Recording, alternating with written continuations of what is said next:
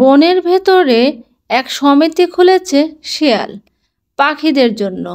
পাখিরা সেখানে এসে লোন নেয় এবং সময় মতো টাকা পরিশোধ করে। আর সে উদ্দেশ্যেই আজকে পাখিরা সমাবেশ ঘটিয়েছে শিয়াল মামার সেই খাই খাই সমিতিতে। আমার প্রাণ প্রিয় পাখি মহোদয়, আপনাদের সেবায় আমি নিয়োজিত। আপনাদের যত খুশি টাকা লাগে আমার কাছ থেকে নেন, সামান্য কিছু বন্ধক রেখে, যেমন আপনার বাড়ির দলিল, সোনা, গয়না, এমন সব জিনিস যা আপনাদের কাছেই থাকবে। কিন্তু অফিসের কিছু নিয়ম আছে, তাই এগুলো জমা রাখতে হবে। এতে যেন কিছু মনে করেন না আবার।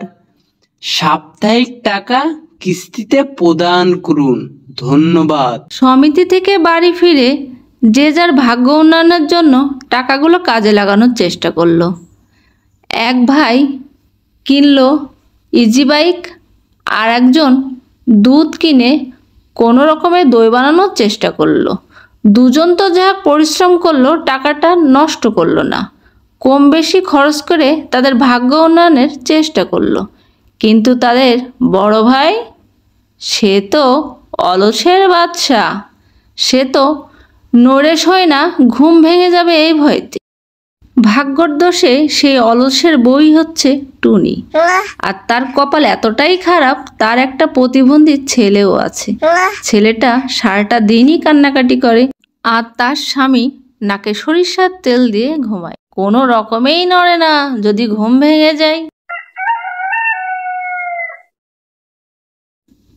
শিয়ালের কাছ থেকে লোন নিয়েছে বলে কথা, কাক ডাকা ভোরেই সমিতি থেকে লোক চলে আসছে টাকা নেওয়ার জন্য। পাশের বাড়ির ভাবি তো কোনো রকমের টাকাটা দিল, আর বলল, কালকেই তো লোন নিয়ে আসলাম, সপ্তাহ যেতে পারলো না টাকা নেওয়ার জন্য চলে আসছেন। তখন টুনি এসে বলল, ওমা কি কথা, কালকে লোন নিয়ে আসা হলো, আজকেই টাকা? আজকে তো টাকা দেওয়া সম্ভব না, আমার স্বামী তো এখনও ঘুমাচ্ছে, আমার কাছে কোনো টাকা নেই। তখন সমিতির ম্যাডাম বলল, শুনি না, আজকেই টাকা দেওয়া লাগবে, না হলে ছাড় কিন্তু ভীষণ ঘেপে যাবে। আপনি টাকা রেডি করেন, আমি ছাড়কে ডেকে নিয়ে আসছি। এটা বলেন না কিভাবে সম্ভব? টুনি মনে মনে আফসোস করছে আর বলছে যে এই সমিতি থেকে লোন নেওয়ার কী দরকার ছিল, তার স্বামী তো এমনিই কাজ করে না, এই টাকাগুলো নষ্ট করলো, এবার দেবে কোথা থেকে? তাই নিয়ে সে পেরেশানিতেই অসুস্থ হয়ে পড়ছে। এদিকে তার বাচ্চাটা আজকে খুবই কান্নাকাটি করছে, আজকে বাসায় খাবারও নাই। এদিকে স্বামীর ঘুম ভেঙে যাওয়াতে, ধুর, ছেলেটাকে থামাতে পারিস না? তুই কিসের মা? ঘুমাতে দে আমাকে। তোরে বিয়ে করে আমি একটা দিনও সুখী নেই, তোর জন্য আমি শান্তিতেও ঘুমাতে পারি নে। আমি আর এই বাড়িই থাকবো না, আজ থেকে তুই আর তোর ছেলে থাক।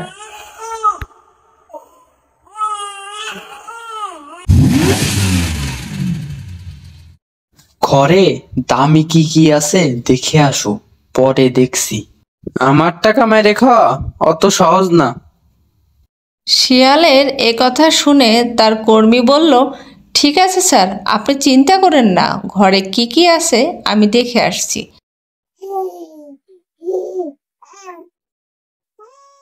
ছাড় আসছে, বাইরে দাঁড়িয়ে আছে, আপনি দেখা করুন।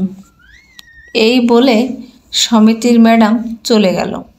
এখন টুনি ভাবছে কি বলবে। এদিকে তো তার স্বামী রাগ করে বাড়ি থেকেই চলে গেছে, তাদের ঘরেও তো খাবার নেই, আর এদিকে কিস্তির জ্বালা, কিভাবে দেবে সে কিস্তি? তাই এসে ছাড়কে বলল যে, ছাড়, আমার স্বামী বাসায় নেই, সে আসলে আপনার টাকা দিয়ে আসবো। তখন ছাড় বলল, বাড়িতে কেউ থাকুক বা না থাকুক সেটা তো আমার দেখার বিষয় না।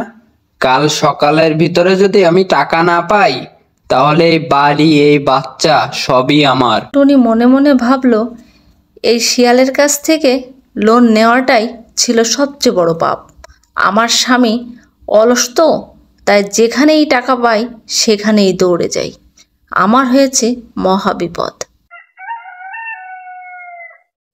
টুনি একটু খাবারের সন্ধানে পাশের বাড়িতে গিয়েছিল, আর এরই মাঝে তার প্রতিবন্ধী ছেলে গড়াতে গড়াতে বারান্দা হাজির। আর শিয়ালও ঠিক এই সময় তার বাসায়। আসলের থেকে সুদের দামই আমার কাছে বেশি, কান টানলে মাথা আসে ঠিকই। কিছুক্ষণ পর টুনি অল্প কিছু খাবারের ব্যবস্থা করে নিয়ে দ্রুত চলে আসলো এবং এসে রুমের ভিতরে যেয়ে দেখলো কোথাও তার ছেলে নাই। তখন তো সে কান্নাকাটি শুরু করে দিল যে আমার বাচ্চা কে নিয়ে গেল? আমার বাচ্চাকে কি ঈগল ধরে নিয়ে গেল, নাকি তার বাবা এসে নিয়ে গেল? সে তো বাচ্চাদের কান্না সহ্য করতেই পারে না। টুনির এই কান্নাকাটি দেখে তার ভাই ভাবি সবাই এসেছে। তখন ভাবি বলল, আমি তো একটু আগে শিয়ালকে দেখলাম তোমার বাসায় আসতে, মনে হয় বাচ্চাটা শিয়ালই নিয়ে গেছে।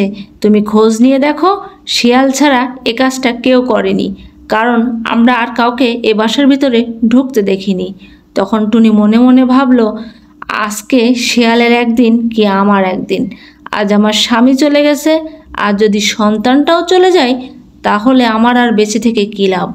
আজকে শিয়াল, হয় তুমি বাঁচবে আর না হয় আমি বাঁচব। আজকে মা হিসেবে আমি ঠিকই আমার সন্তানকে ওই কুখ্যাত সুদি কারবারি শিয়ালের কাছ থেকে আমি আমার বাচ্চাকে ঠিকই ছাড়িয়ে আনব।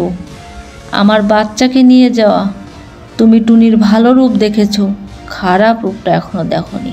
আমি আমার বাচ্চার জন্য নিজের জীবনটা দিয়ে দিতে প্রস্তুত আছি। আজকে শিয়াল, হয় তুমি বেঁচে থাকবে আর না হয় আমি বেঁচে থাকবো। এই বলে টুনি ছুরি নিয়ে ছুটল শিয়ালের আস্তানায়, সেই খাই খাই সমিতির কাছে। যাও, তোরে বাসায় রাখতাম তোর কান্নাকাটির জ্বালাই, তোরে এখন আমি রোস্ট করে খাবো। ওমা, টুনি দেখছি হাতে আবার ছুরি, আমারে মারবি নাকি? শিয়ালের কথা শুনে টুনি বলল, টাকা পাবি ওর বাপের কাছে, তুই ছেলে কেন ধরে নিয়ে আসছিস? তোর আজকে পাপের ঘোড়া পরিপূর্ণ হয়ে গেছে। শিয়ালকে মেরে টুনি তার ছেলেকে নিয়ে বাড়ি ফিরল।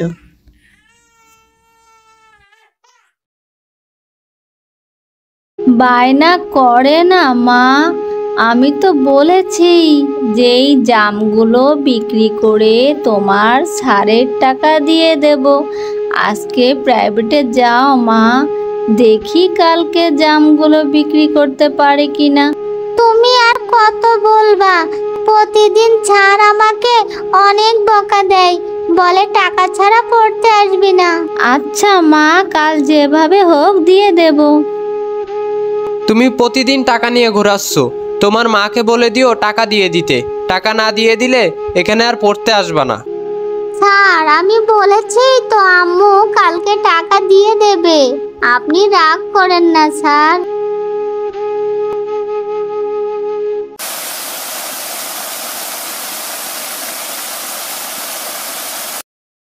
জামগুলো বেশ রসালো আর টসটসে হয়েছে, পেকেও গেছে। একটা তো খেয়ে দেখলাম, খুব মিষ্টি। কালকে জামগুলো বিক্রি করে দিয়েই আমার সোনামণির পড়ার খরচ চালাতে পারবো। তাহলে আমার বাচ্চাটার লেখাপড়া করতে আর কোনো সমস্যা হবে না। আম্মু, মাস্টার মশাই বলেছে যে কাল যদি টাকা দিতে না পারি তাহলে যেন আমি পড়তে আর না যাই। মা টুনি, তুমি আর চিন্তা করো না, আমাদের জাম বাগানের সব জাম পেকে গেছে। কালকে তুমি ঠিকই মাস্টারকে টাকা দিতে পারবে। আহ, কি টসটসে জাম রে! টাকাই টাকা, টাকাই টাকা। টুনি, কাল সকালে এসে দেখবি কি তোর বাগান ছাপার আপা, ছাপার আপা।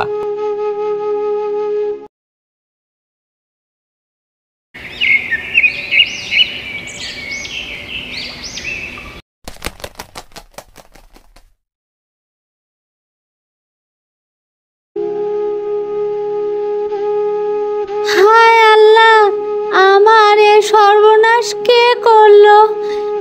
আমি কি করে আমার মেয়েকে লেখাপড়া করাবো, তার কি করে খাবার দেব? এ ক্ষতি আমার কিভাবে হলো? কে করলো এমন কাজ? আমি কিভাবে কি করব? আমি তো কিছুই বুঝতে পারছি না। হায় আল্লাহ, এটা কি হলো? আর ঠিক তখনই টুনি দেখতে পেল যে একটা পাখির পালক পড়ে আছে। এটা তো দেখছি কালু ভাইয়ের পাখনা পড়ে আছে। তার মানে কালু ভাই আমার বাগানের সব কিছু কাল রাতে চুরি করেছে। দেখেছো তোমরা কালু ভাই আমার কি সর্বনাশ করলো? কালু ভাই, কালু ভাই, কালু ভাই, কালু ভাই। এ তো দেখছি টুনির গলা। টুনি কি সব বুঝে গেল নাকি? এই কি হয়েছে রে টুনি? কালু ভাই, তুমি এটা কি করলা গো? আমার বাগানের সব জাম তুমি এভাবে চুরি করলে? টুনি, তুই গরিব এইটা জানতাম, কিন্তু পাগল এইটা তো জানতাম না। তোর বাগানের জাম চুরি হয়েছে, তুই আমার কাছে এসেছিস কেন? তোর কি মনে হয় আমি তোর ওই বাগানের জাম চুরি করে খেয়েছি? টুনি, না জেনে যদি তুই আমার বিরুদ্ধে কথা বলিস তাহলে আমি কিন্তু তোর এই বনে থাকতে দেব না। দেখো কালু ভাই, তুমি কিন্তু আমার সাথে এমনটা করতে পারো না। আমি আমার বাচ্চাকে নিয়ে কত কষ্ট করি, তোমরা তো নিজের চোখেই দেখো। উপযুক্ত কোনো প্রমাণ টুনি দিতে না পারাতে বাগানের কেউই তার কথা বিশ্বাস করলো না। কি হয়েছে রে টুনি? অনেকক্ষণ ধরে দেখছি তুই এক জায়গায় চুপচাপ বসে আছিস।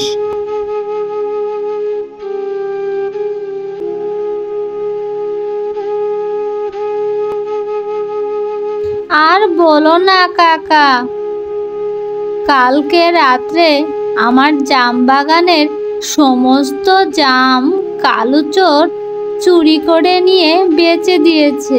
কিন্তু ও কিছুতেই স্বীকার করছে না যে ও জামগুলা চুরি করে বেচে দিয়েছে। ও, এই কথা?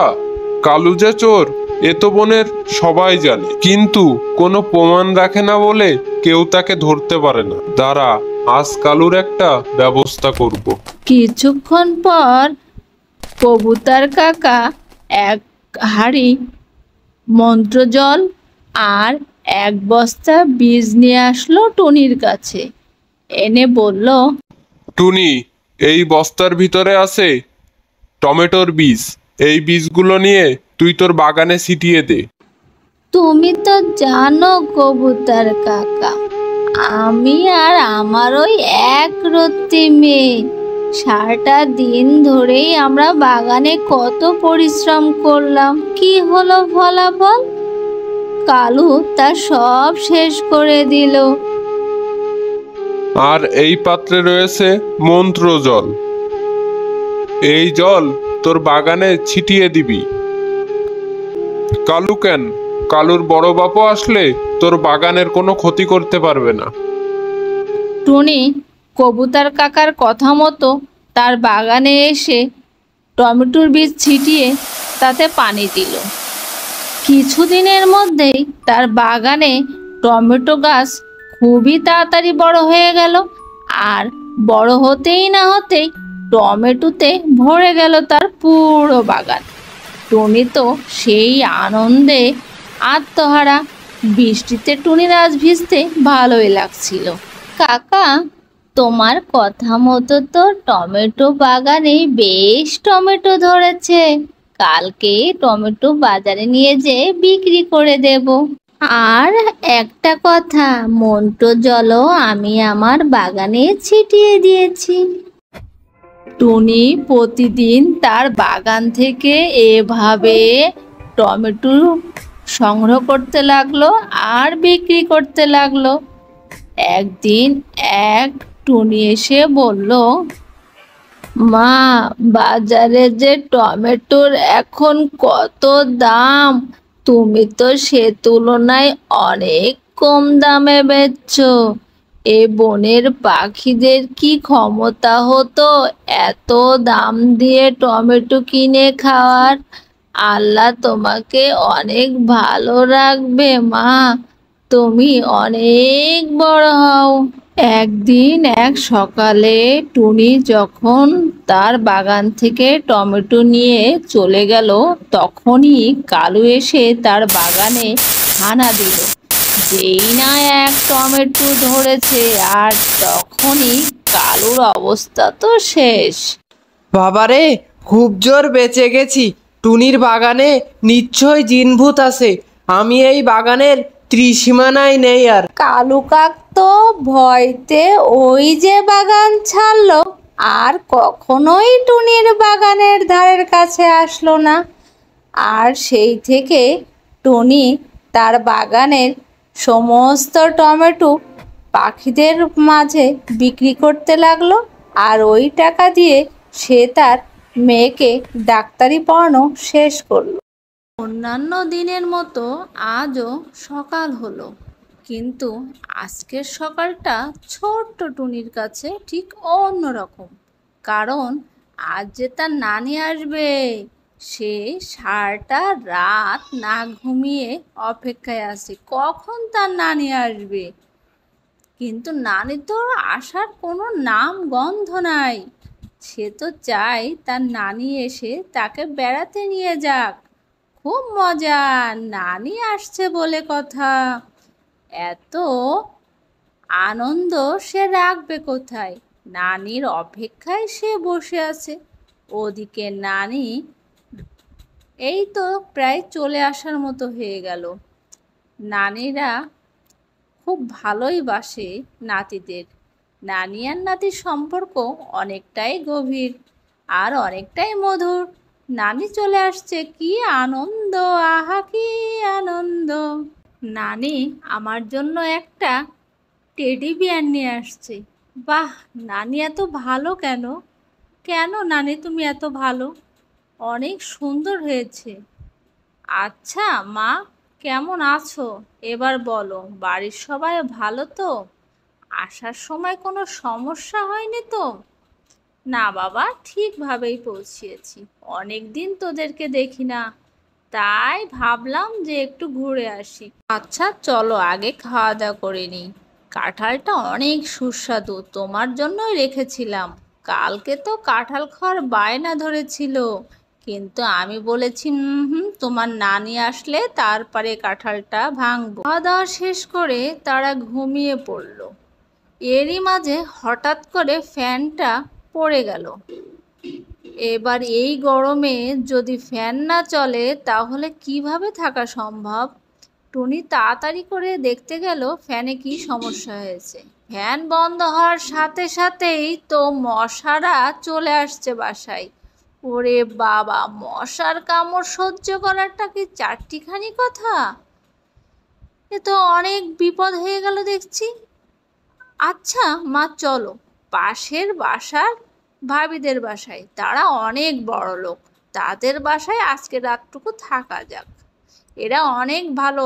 এই তুমি যেন কোনো দুষ্টুমি করো না, আজকে রাতটা কোনো রকমে এখানে থাকবো, এসি রুমে থাকবো, অনেক মজা হবে। আরে আমাদের বাসা তো আপনাদেরই বাসা, থাকেন, কোনো সমস্যা নাই।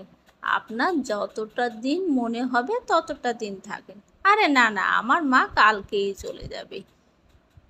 আর শোনেন, আপনি কোনো চিন্তা করেন না, আজকে যাই এসির বিল আসবে আমরা আপনাদেরকে দিয়ে দেব। কথা বলে তারা ঘুমিয়ে পড়ল। বেশ সুন্দর একটা ঘুম হলো এসি রুমে। এদিকে নানি সাত সকালেই চলে গেল, কারণ তার তো বাড়ি তাড়া আছে। এদিকে তো ছোট্ট টুনির মনটা খুবই খারাপ। নানি তো তাকে নিয়েও গেল না, কারণ তার স্কুল এখনো তো বন্ধ হয় নাই। কত কষ্ট নিয়ে সে দাঁড়িয়ে আছে। আহারে বেচারা, নানি বাড়ি আর যাওয়া হলো না। এদিকে কর্তামশায়ের বউ সারাদিনই এসি চালিয়ে ফ্যান চালিয়ে ঘুমাচ্ছে। তার তো মনে বেয়ে যায় আনন্দ। এ দেখে কর্তামশায় বলল, কি গো, এতক্ষণ যে এসি চালাচ্ছ, বিল কে দেবে শুনি? তখন গিন্নিমশাই বলল, আহা চিন্তা কেন করছো, টুনি তো বলেছে বিল দেবে। এ আবার কেমন কথা বললে গিন্নি?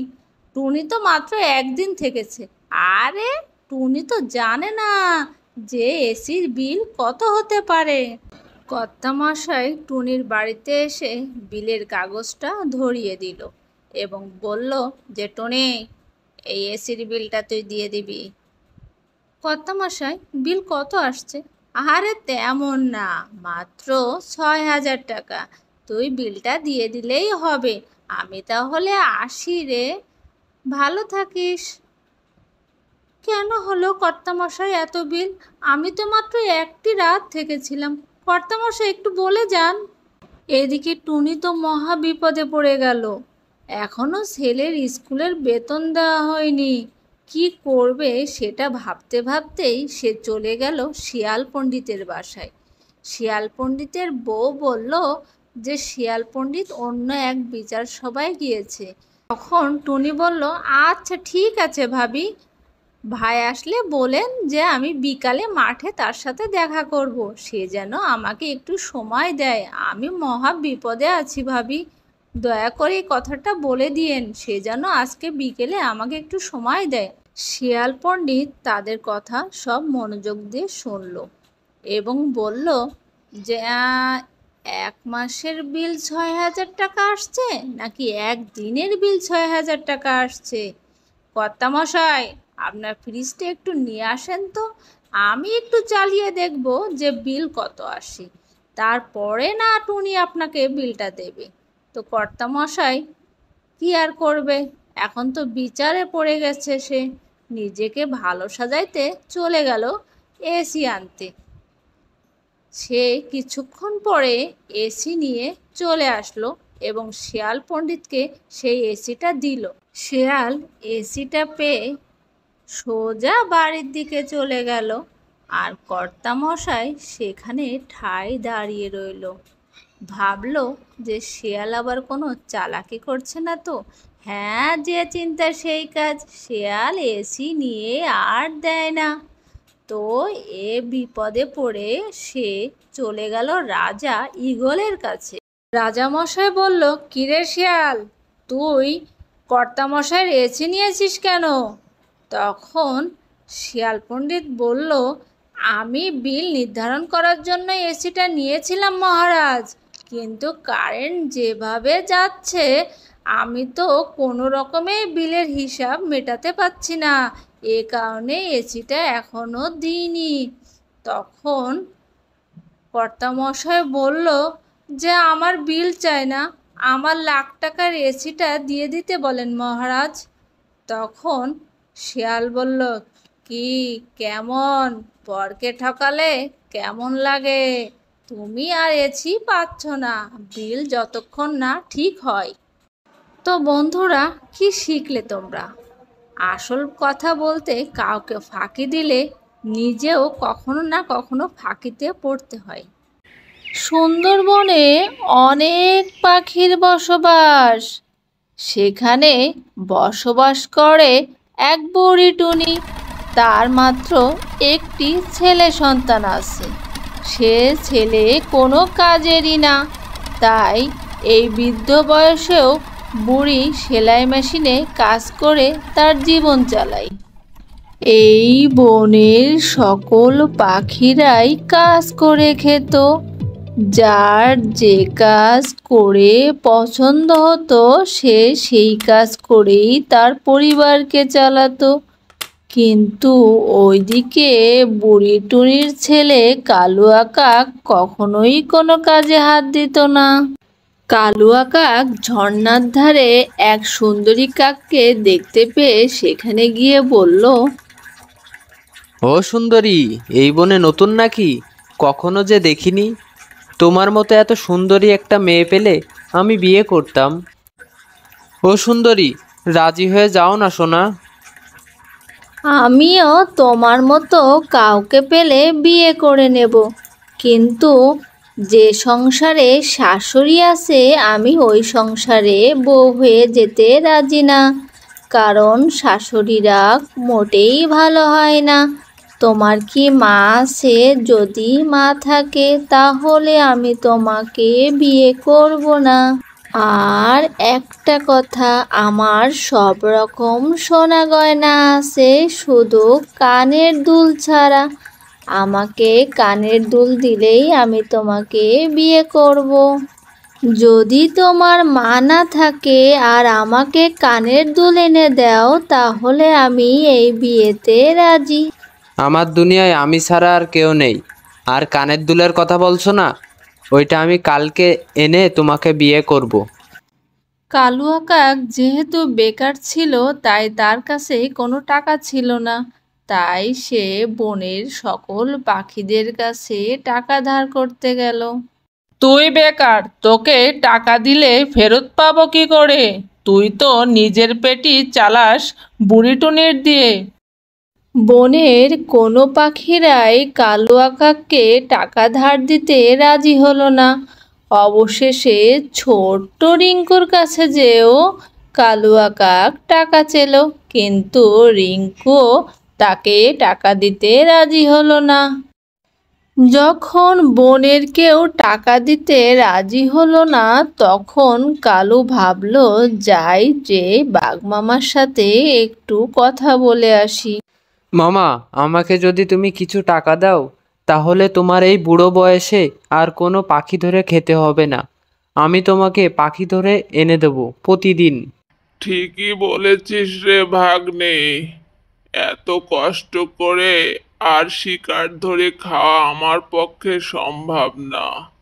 তুই পাখি পশু যা পারিস এনে দিস, আমি তোকে টাকা দেব। কালু বাঘমামার কাছ থেকে বাসায় এসে খাওয়া দাওয়া করেই শুয়ে পড়ল আর মনে মনে ভাবলো যে এক ঢিলে দুই পাখি মারলে কেমন হয়। এদিকে মাও থাকবে না, ওদিকে আবার আমি বাঘমামার কাছে মাকে দিয়ে আসলে বেশ কিছু টাকা পাবো, আমার কানের দুল হয়ে যাবে। এ কথা ভাবতে ভাবতে কালু ঘুমিয়ে পড়ল।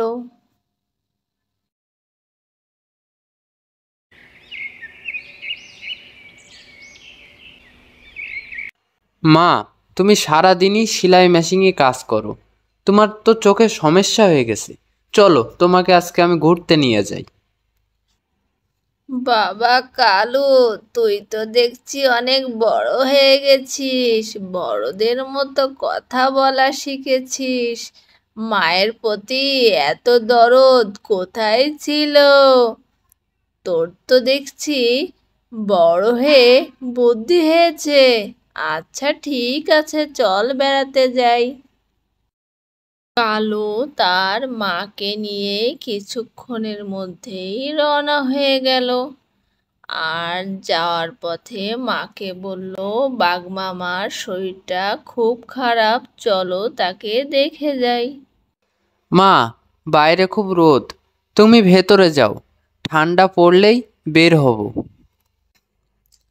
বুড়ি টুনিকে ভেতরে পাঠিয়ে দিয়ে কালু বাঘমামার কাছ থেকে টাকা নিয়ে চলে গেল। এদিকে বাঘ টুনিকে বলল যে, কালুটা আমাকে ঠকিয়েছে, এ তো দেখি আস্ত বুড়ি, এর হাড় মাংস সবই শক্ত। আমি তো অসুস্থ, একে গিলে খাবো কি করে? আমার তো সম্ভব হবে না একে খাওয়া। তখন বুড়ি টুনি বলল, এটা কালু কি করলো? শেষ পর্যন্ত আমাকে বাগে ধরিয়ে দিল। আমি বুঝতে পেরেছি, কালু তোমার নিজের সন্তান। কালুর সাথে তোমার অনেক মিল আছে। তুমি যেতে পারো, আমি তোমাকে খাবো না, কারণ অত বুড়ো হাড় আমার পক্ষে চিবিয়ে খাওয়া সম্ভব না।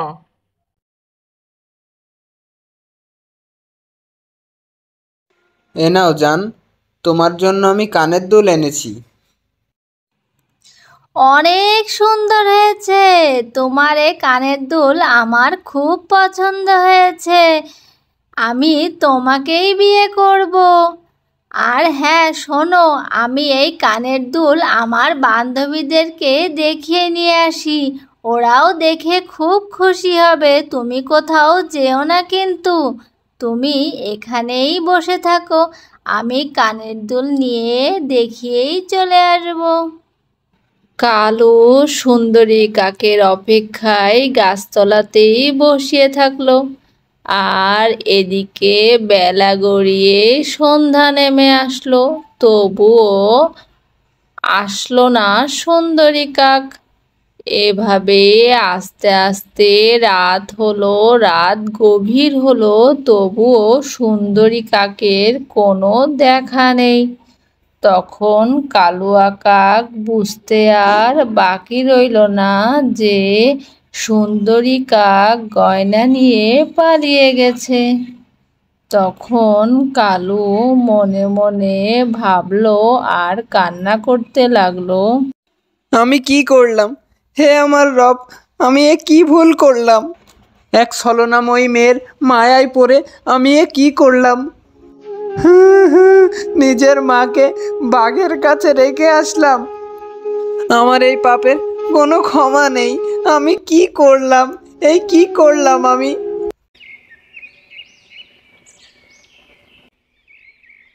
সমুদ্র পাড়ে শরবত বিক্রি করে পিঙ্কি। পিঙ্কির মনে বেজায় কষ্ট। সে যদি আজ লেখাপড়া জানতো তাহলে ভালো চাকরি করত, এটা নিয়ে তার প্রচণ্ড আফসোস। তখন কালু বলল যে মেয়েদের লেখাপড়া ঠিক না, আমার বউ লেখাপড়া করতে চাই, কিন্তু আমি সাহস করতে পারি না, কারণ মেয়েরা ঘরে থাকবে, এটাই নিয়ম। তখন পিঙ্কি বলল, এটা আপনার ভুল, লেখাপড়া ছেলে মেয়ে সবারই জানা উচিত। তখন কালু বলল, আমাকে আর এক গ্লাস শরবত দাও, আমি আমার বউয়ের জন্য নিয়ে যাব। সে বউকে প্রচণ্ড ভালোবাসে, বউ যখন যা চায় তাই দেয়। আজকে বউ আবদার করেছে তাকে শহরে থেকে লেখাপড়া করাতে, সে কোনো কিছুই খাচ্ছে না, এমনকি কালু রান্না শরবতও সে আজ খাবে না। সে প্রচণ্ড জেদ ধরেছে, সে লেখাপড়া করবে, একটা ভালো চাকরি করবে, তাদের জীবন সুন্দর হবে। তখন কালু বউকে সান্ত্বনা দিয়ে বলল, আচ্ছা ঠিক আছে, আমি বাবার সাথে কথা বলবো, যদি বাবা রাজি হয় তাহলে তোমাকে আমি পড়াশোনা করাবো শহরে রেখে। এবার লক্ষ্মী মেয়ের মতো শরবতটা খেয়ে নাও তো দেখি। কিন্তু কোনো রকমেই টুনি কোনো কথাই শুনছে না, সে কলেজে ভর্তি হবেই। টুনি তো জেদ ধরে বসে থাকলো। এদিকে কালু কি করবে? বাবার কাছে যেয়ে বলল, বাবা, আমি তোমাকে আজকে একটা কথা বলি, তুমি কিছু মনে করো না আবার। টুনি চাই লেখাপড়া করতে, আমি কি করব বলো? ঘরের শান্তি তো বড় শান্তি, টুনি তো এমনি মেয়ে হিসেবে খারাপ না। তখন তার বাবা বলল যে, শোনো বাবা, সংসার তোমার, জীবন তোমার, সিদ্ধান্তও তোমার। তোমার বউ যদি উচ্চ শিক্ষায় শিক্ষিত হয়ে তোমাকে ছেড়ে যায়, এর জন্য যদি তুমি পরবর্তী ভেঙে পড়ো বা তোমার কোনো ক্ষতি হয়। তখন কালু বলল, না বাবা, আমি প্রচণ্ড বিশ্বাস করি টুনিকে, টুনি এমনটি কখনোই করবে না। দেখো বাবা, টুনি অবশ্যই ভালো হবে, তুমি একটু দোয়া করো। টুনিকে নিয়ে শহরের উদ্দেশ্যে রওনা হলো কালু। আর যার সময় বারবার বলতে লাগলো, টুনি ঠিক মতো খাওয়া দাওয়া করো, তুমি তো একটু বাচ্চা স্বভাবের, তোমাকে তো আর আমি দেখতে পারবো না, তোমার ভালো মন্দ কে দেখবে, কে তোমাকে খাইয়ে দেবে? টুনি নিজের প্রতি যত্ন নিও, আর লেখাপড়াটা মন দিয়ে করো। তোমার স্বপ্ন পূরণের জন্যই আমি তোমাকে আজ অনেক দূরে রেখে যাচ্ছি। টুনি, তুমি আমার বিশ্বাসটা নিয়ে খেলা করো না জানো। টুনি, তুমি ভালো থেকো।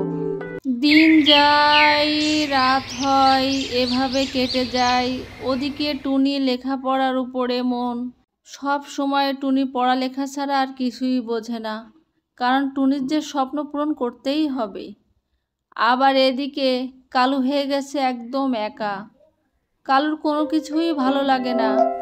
কালু আসার সময় টুনিকে একটা ফোন কিনে দিয়ে আসছিল আর নিজে শহর থেকে একটা ফোন নিয়ে আসছিল, কিন্তু কালু সাহস পায় না টুনিকে কল করার।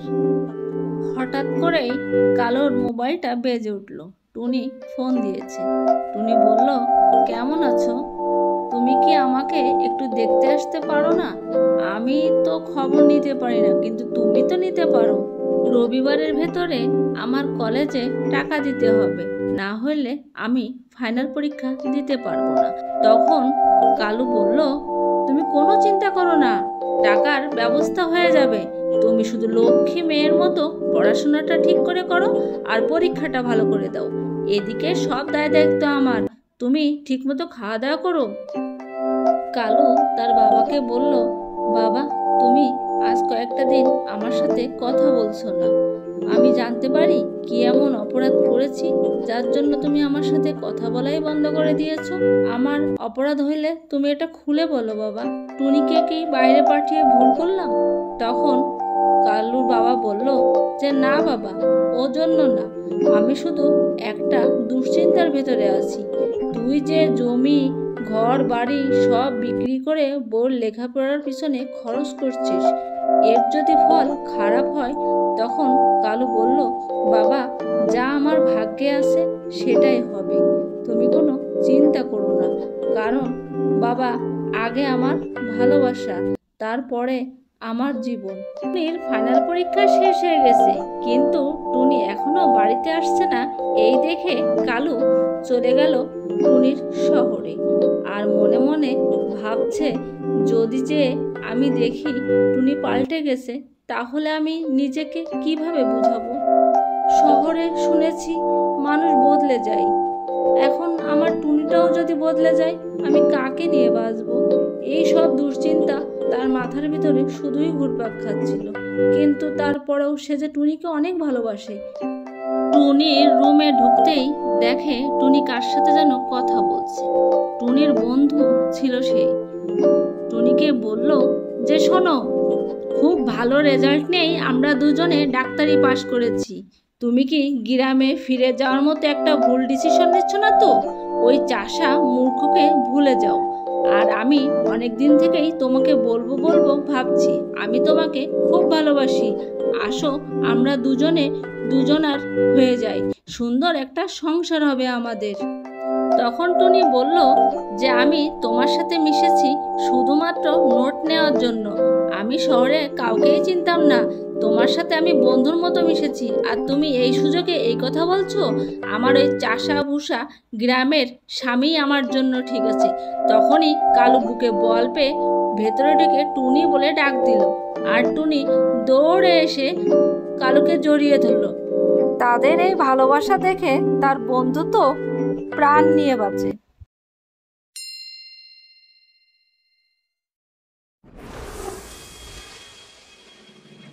আমি তোকে কতবার নিষেধ করেছি খোকা, যে তুই এই টুনির সাথে মিশবি না, তারপরেও এই গাছের আড়ালে এসে ওর সাথে মিশছিস। আমি তোমাকে কতবার বলেছি মা, আমি টুনিকে বিয়ে করতে চাই, আমি ওকেই ভালোবাসি। প্রয়োজনে আমি তোমার বাড়িঘর সব ছেড়ে দেব, কিন্তু আমি টুনিকেই বিয়ে করব। এই ছোট লোকের মেয়ে, তুই আমার ছেলেকে কি কালো জাদু করেছিস রে, যে আমার মুখে মুখে কথা বলছে? তোর বাবাকে আমার সাথে দেখা করতে বলবি। মারে, প্রয়োজনে তোরে কেটে টুকরো টুকরো করে নদীতে ভাসিয়ে দেব, তবু ওই চৌধুরী গিন্নির কাছে যে আমি এই বিয়ের কথা বলতে পারবো না। আজ থেকে তোর এই বাড়ির বাইরে যাওয়া নিষেধ।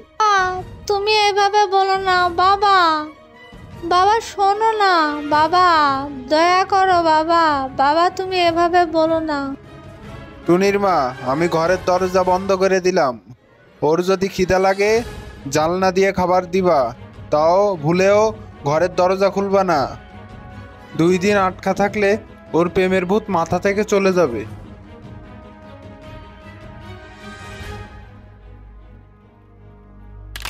তুমি এসেছো? কথা বলো না, জানলা দিয়ে বেরিয়ে আসো। তুমি আমি অনেক দূরে পালিয়ে যাব, যেখানে তোমার বাবা আর আমার মা থাকবে না।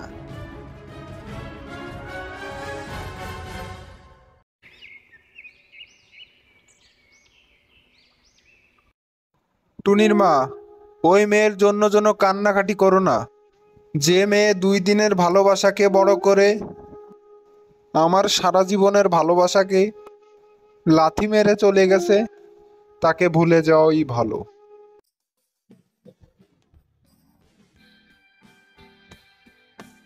ভাই আমার একটা কাজ দেবেন ভাই। ভাই যে কোনো কাজ হলেই হবে ভাই। এই বনে নতুন নাকি? আগে তো কখনো দেখিনি। দেখে তো বেশ ভালো ঘরের ছেলেই মনে হচ্ছে। তোমার যদি এতই কাজের দরকার হয় তাহলে তুমি ওই দোকানটা চালাতে পারো। ওই দোকানে কোনো পাখি নেই।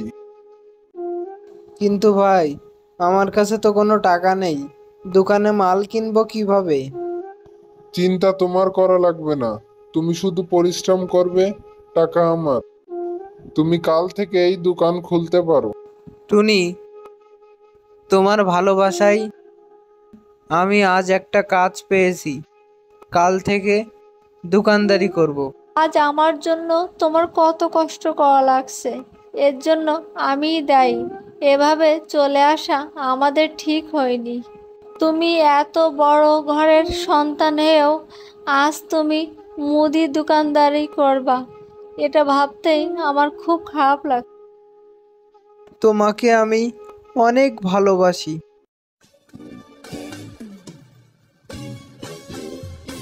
কালু, কাল থেকে তুমি আমার এই দোকানটাও চালাবে। আমার যেহেতু কোনো সন্তান নেই, তাই আমার সব দোকানই তুমি চালাবে।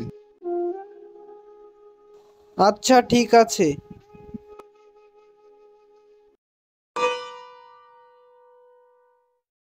দিন দিন কালু আর টুনির অবস্থার পরিবর্তন ঘটল। আর ওদিকে টুনির বাবা বিছনা শয্যায় হয়ে পড়ল মেয়ের শোকে। মেয়েটা চলে যাওয়ার পর থেকে আপনার খাওয়া দাওয়া কোনো কিছুই ঠিক নেই। আপনি অসুস্থ হয়ে পড়েছেন, আপনাকে ডাক্তার দেখালাম, তারপরেও আপনি সেই ওষুধটাও খাচ্ছেন না। আপনি এভাবে থাকলে তো মারা যাবেন। কি হয়েছে টুনি সোনা, কাঁদছো কেন? কাল রাতে আমি আমার বাবাকে নিয়ে একটা খারাপ স্বপ্ন দেখেছি। আচ্ছা, আমরা কি বাড়ি ফিরে যেতে পারি না? আচ্ছা তাহলে কালকেই চলো।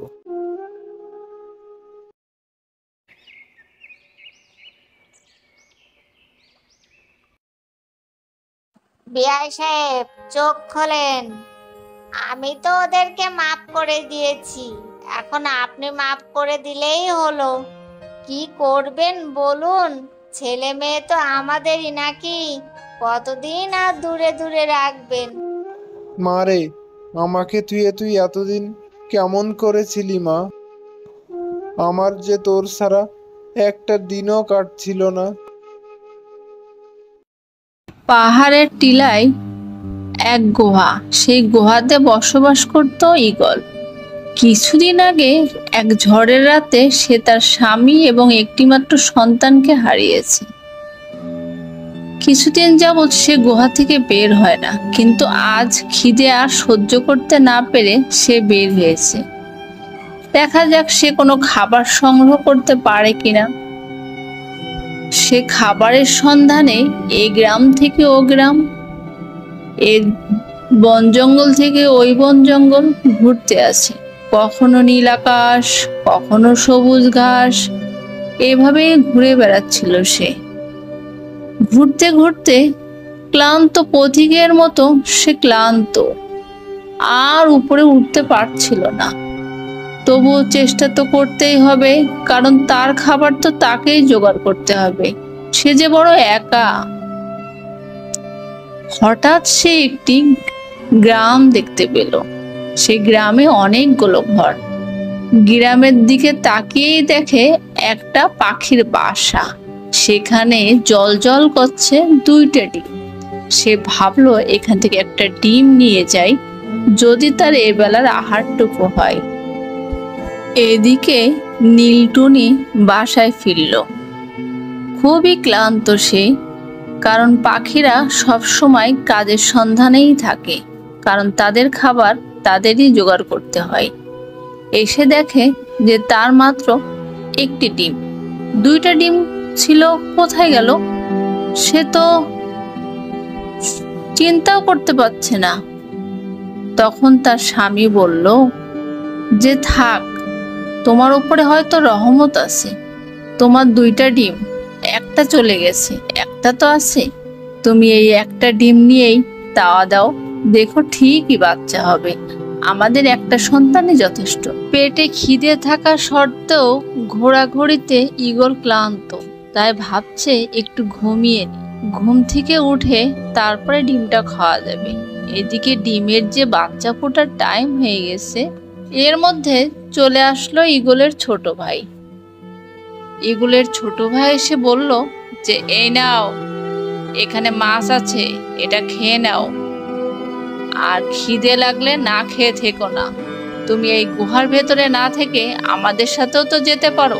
কিন্তু না, ঈগল এখানেই থাকবে, এখানে যে তার স্বামীর স্মৃতি রয়েছে, সন্তান যে এখানেই খেলা করত। এরই মধ্যে ডিম থেকে বাচ্চা ফুটে বের হয়ে আছে, এটা ঈগল দেখলো, আর বাচ্চাটা ফুটেই ঈগলকে মা মনে করে মামা বলে ডাকা শুরু করলো। আর এই বাচ্চাটার মামার ডাকেই ঈগলের মন প্রাণ একেবারেই গলে গেল। ঈগল মাতৃত্বের স্বাদ অনুভব করতে লাগলো। দেখতে দেখতে অনেক দিন হয়ে গেল, বাচ্চাটা বড় হয়ে গেছে। মা, আমার ভুল হয়ে গেছে মা, আজকে খেলা করতে করতে একটু রাত হয়ে গেছে, মা এমনটি আর হবে না মা, তুমি কিছু মনে করো না মা। আচ্ছা বাবা, ঠিক আছে। প্রতিদিনের মতো ঘুমানোর সময় আজও বাচ্চাকে কোলে নিয়ে বুকের সাথে নিয়ে মা ঈগল গল্প করতে শুরু করলো। আজকের গল্পটা ছিল অন্যরকম। সে বলতে লাগলো যে বাবা, তুমি অনেক বড় হয়ে গেছো, তোমাকে অনেক কিছু জানতে হবে, তোমাকে নিয়ে আজ আমরা একটু বের হব, চলো ঘুরে আসি অন্য কোথাও, যেখানে তুমি কখনোই যাওনি।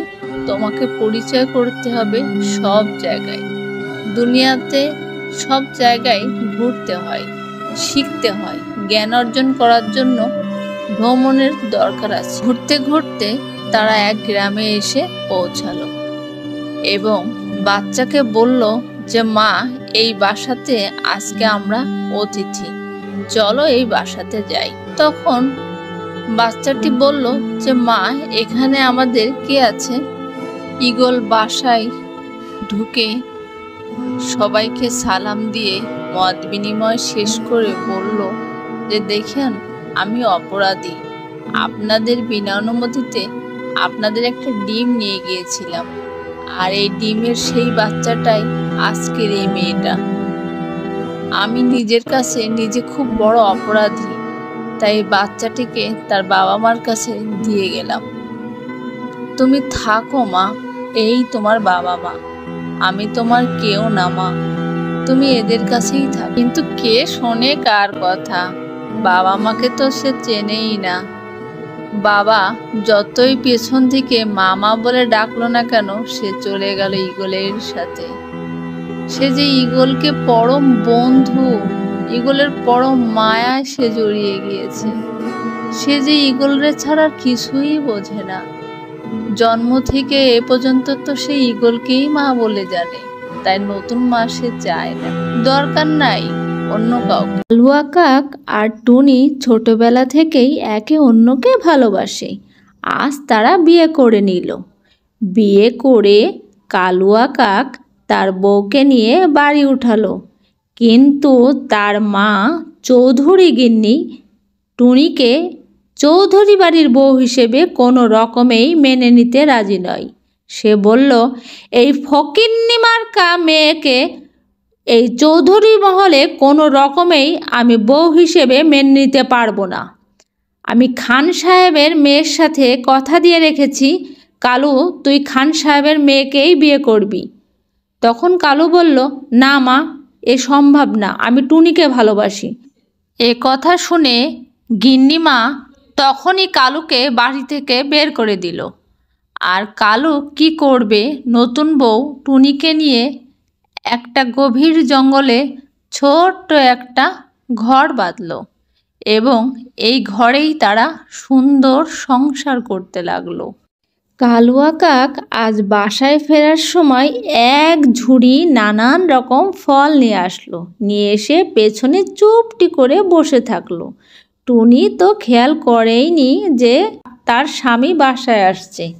সে হঠাৎ করেই খেয়াল করলো যে পেছনে কিসের যেন একটা শব্দ হচ্ছে। তাকিয়ে দেখে তার স্বামী অনেকগুলো ফল নিয়ে আসছে।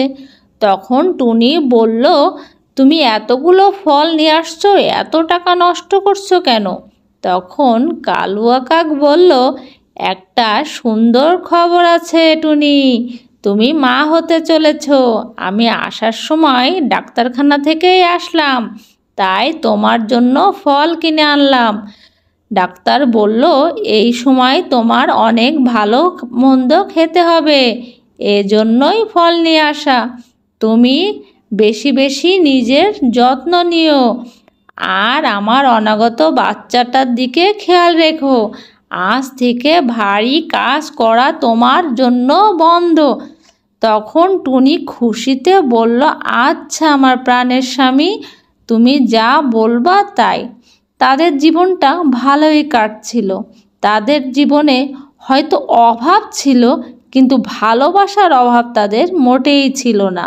দুজনের ভিতরেই এখন শুধু স্বপ্ন তাদের অনাগত বাচ্চাকে নিয়ে। দিন তাদের খুব ভালোই যাচ্ছিল। এভাবেই কেটে যায় দিন, কেটে যায় রাত, আর থেকে যায় কিছু স্বপ্ন অনাগত বাচ্চাকে ঘিরে।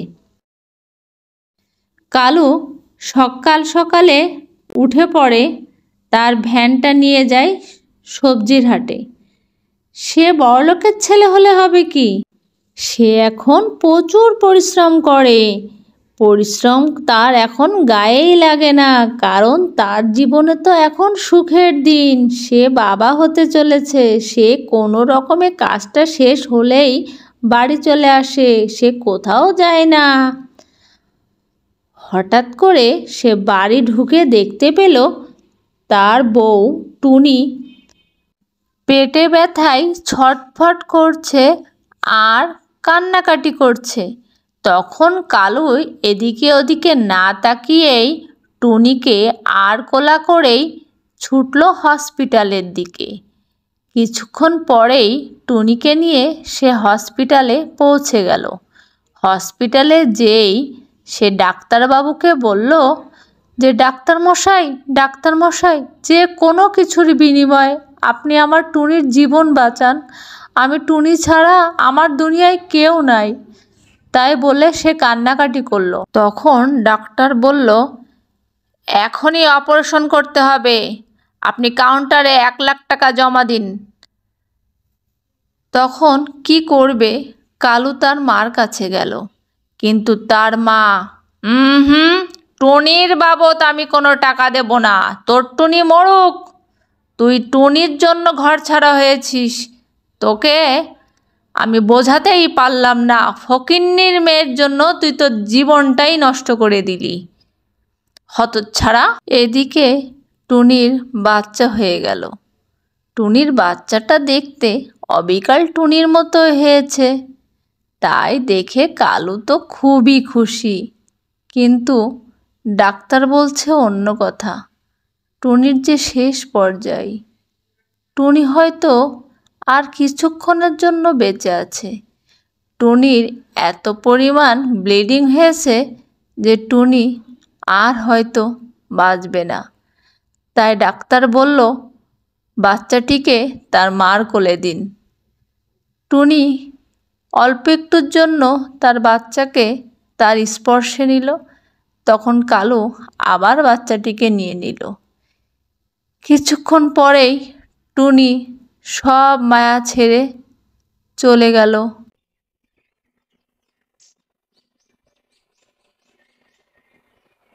এই টুনির মেয়ে, তোকে না বলেছি তুই গরিব এতিম, তুই আমার নাতিপুতির সাথে কেন খেলা করছিস? তুই ওদের সাথে মিশলে ওরা নষ্ট হয়ে যাবে। গরিবের বাচ্চা, যা, আর ওদের সাথে খেলবি না। আর তোদেরকে নিষেধ করেছি না যে টুনির মেয়ের সাথে খেলবি না কখনো। আমি যদি তোকে আর এই অঞ্চলে দেখি তাহলে কিন্তু তোর মেরে হাড় গুঁড়ো করে দেবো। বজ্জাত মেয়ে, খেলার আর জায়গা পাও না। আর কখনো যেন তোকে আমি এই এলাকায় না দেখি, খবরদার বলছি কিন্তু, কথাটা যেন মনে থাকে। তখন টুনির মেয়ে কাঁদতে কাঁদতে তার মার কাছে আসে, আর এসে মায়ের কাছে বলল যে মা, আমরা এত গরিব কেন মা? আমাদের টাকা পয়সা কেন নেই মা? আমাদের কেন ভালো বাড়ি নেই মা? আমাদের কেন দামি পোশাক নেই মা? আমার কোনো বন্ধু নেই মা। আমি গরিব বলে আমার সাথে কেউ খেলা করতে চায় না মা। মা গো, আজ তোমার বাবা থাকলে তোমার এই প্রশ্নের উত্তর দিত মা। আজ বাবা নেই বলেই আমরা গরিব, আমাদের কেউ নাই দেখার। তুমি কান্না করো না মা, সব ঠিক হয়ে যাবে মা। আমরাও একদিন বড়লোক হব, আমাদেরও বাড়ি ঘর হবে। তুমি আর কান্না করো না আমার সোনা। মেয়েকে সান্ত্বনা দিয়ে টুনি চলে আসলো মানুষের বাসায় কাজ করতে। এই টনি, তোকে কতবার নিষেধ করেছি যে তোর মেয়েকে আমার এখানে আসতে দিবি না? আমার নাতিপুতিগুলো তো নষ্ট হয়ে গেল। গরিবের বাচ্চা, তোকে বারবার বলেছি তোর মেয়ে যেন আমার এলাকায় আসে না। তুই এক কাজ করবি, কাল থেকে আর কাজে আসবি না। তোর মতো কাজের লোকরে আমার দরকার নাই। টাকা থাকলে 1000টা লোক পাবো আমি। গিন্নিমা, পেটে লাথি মেরেন না। আপনার বাসায় কাজ করেই আমার পেট চলে। এভাবে আমাকে তাড়িয়ে দিয়েন না গিন্নিমা। আমি মেয়েটাকে নিয়ে খুব বিপদে পড়ে যাব। সামনে বর্ষাকাল, আমি এখনো পর্যন্ত ঘর করতে পারিনি গিন্নিমা। আমাকে এভাবে তাড়িয়ে দিয়েন না গিন্নিমা। আমি বারবার সাবধান করেছিলাম, কিন্তু তুই তোর মেয়ে কেউ কথা শুনিসনি। কাল থেকে তোকে আমার আর প্রয়োজন নেই।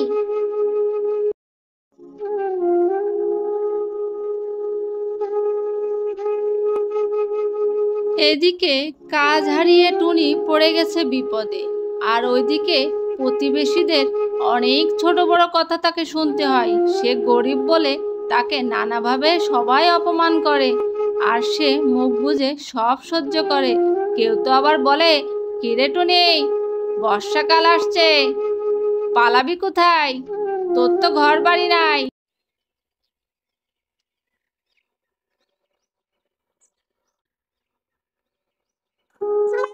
সবাই তো ঘরবাড়ি করা শুরু করেছে মা। আমাদের কি ঘরবাড়ি হবে না মা? মা গো, কাঠ কেনার টাকা নেই আমার কাছে। যাও, একটা আশা করে কাজ করছিলাম, কাজটাও চলে গেল। জানি না কপালে কি আছে। বনের সবাই কাঠ গুছিয়ে ঘরবাড়ি করা শুরু করে দিল, এবং সবাই তৈরি করলো মজবুত কাঠের বাড়ি গাছের উপরে। তারা তো নিশ্চিন্ত হলো, কিন্তু এদিকে তো টুনির মাথা গোঁজার কোনো ঠাঁই নাই। বৃষ্টি শুরু হয়ে গেল, আর এদিকে মা মেয়ে বনের ভেতরে দুজনে ভিজে সারা। তাদের দেখার জন্য কেউ ছিল না।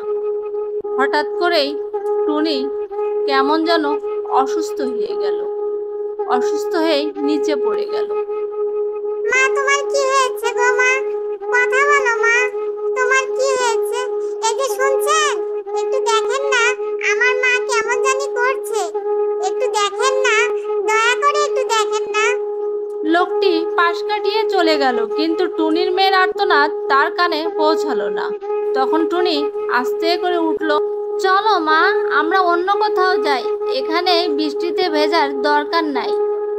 তাই ভেবে তারা মা আর মেয়ে এদিকে ওদিকে ঘোরাঘুরি করতে করতে এক গাছের তলে যেয়ে বসলো।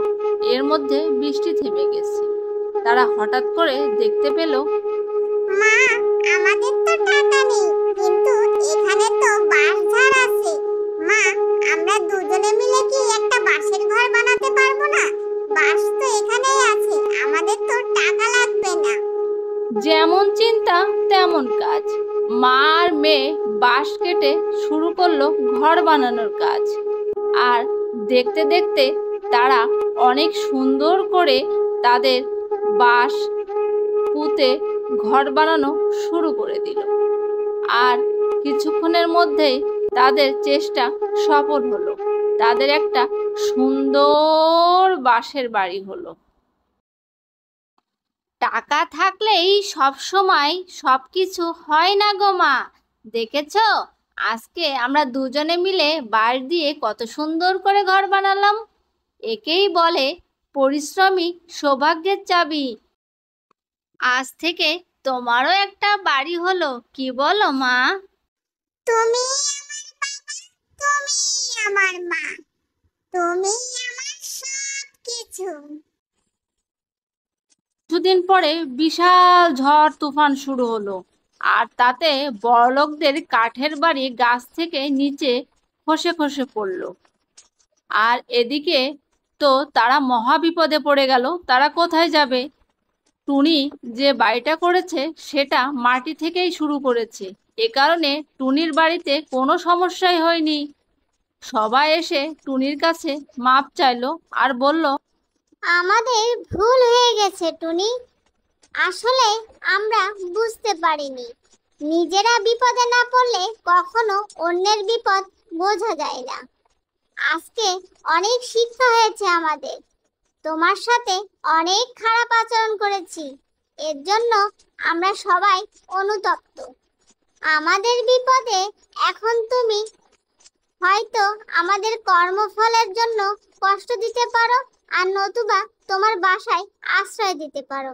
এখন তোমার ইচ্ছা টুনি। আপনারা চিন্তা করেন না, আপনারা আমার বাসায় থাকতে পারেন যতদিন খুশি, কোনো সমস্যা নেই।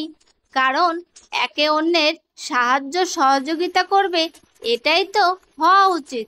আমাদের এই বনে আমরা একে অন্যের সাহায্য করব।